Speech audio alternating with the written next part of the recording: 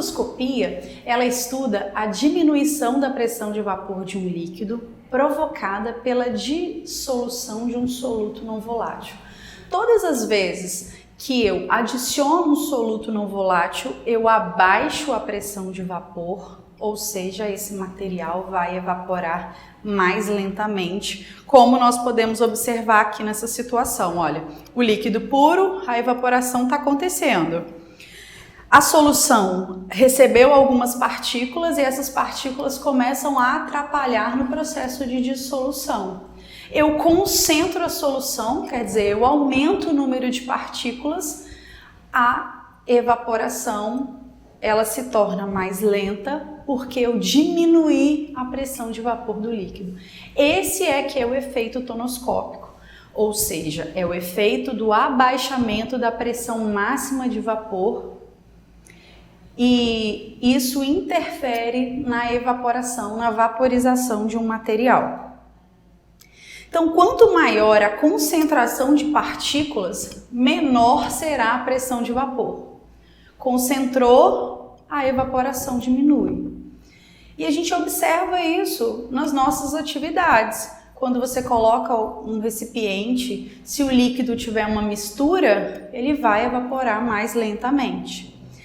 No gráfico, a gente também pode observar, olha, eu tenho um solvente puro, que ele tem uma pressão de vapor maior do que uma pressão de vapor da solução. Ou seja, o líquido puro evapora mais rapidamente.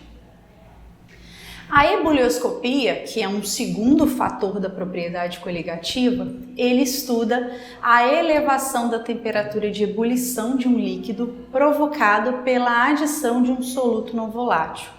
Quando eu adiciono o soluto não volátil, aquela minha água que inicialmente entrava em ebulição aos 100 graus Celsius, agora ela passa a entrar em ebulição numa temperatura maior do que 100 e isso irá depender do que eu tenho na minha mistura. Quanto maior a quantidade de partículas, maior será a variação de temperatura que eu consigo atingir. E a gente observa isso simplesmente quando você faz um cafezinho. Quando você está fazendo lá o seu café de manhã, você coloca a água, coloca o açúcar na água, aquela água atinge uma temperatura maior, você vai ter um café mais aquecido em relação a um café que foi feito somente na água e que você vem adoçá-lo posteriormente na xícara. Por quê? A presença do soluto não volátil interferiu diretamente na temperatura de ebulição. Essa interferência também ocorre na temperatura de congelamento, que é a crioscopia. Ou seja, eu posso diminuir a temperatura de congelamento toda vez que eu adiciono um soluto não volátil. E essa variação vai depender do número de partículas que eu tenho. Quanto maior o número de partículas, menores serão as temperaturas atingidas pela minha solução. A osmose depende da passagem através de uma membrana semipermeável. A osmose, ela é um fenômeno em que haverá o transporte de solvente através dessa membrana. E esse fluxo, ele sempre acontece do meio menos concentrado em direção ao meio mais concentrado. Talvez você nunca tenha se perguntado, mas quando eu preparo a minha salada do almoço, minha saladinha de tomate, piquei o tomate num prato sequinho, coloquei um pouquinho de tempero, um sal, qualquer tempero que você tenha o hábito de usar. Depois de algum tempo, o seu prato está cheio de líquido, porque as células do tomate sofreram um princípio de osmose. Houve a passagem desse solvente através das membranas lá da célula do tomate. Houve perda de líquido. Essa perda, ela acontece, como eu disse, o solvente passa do menos concentrado em direção ao mais concentrado.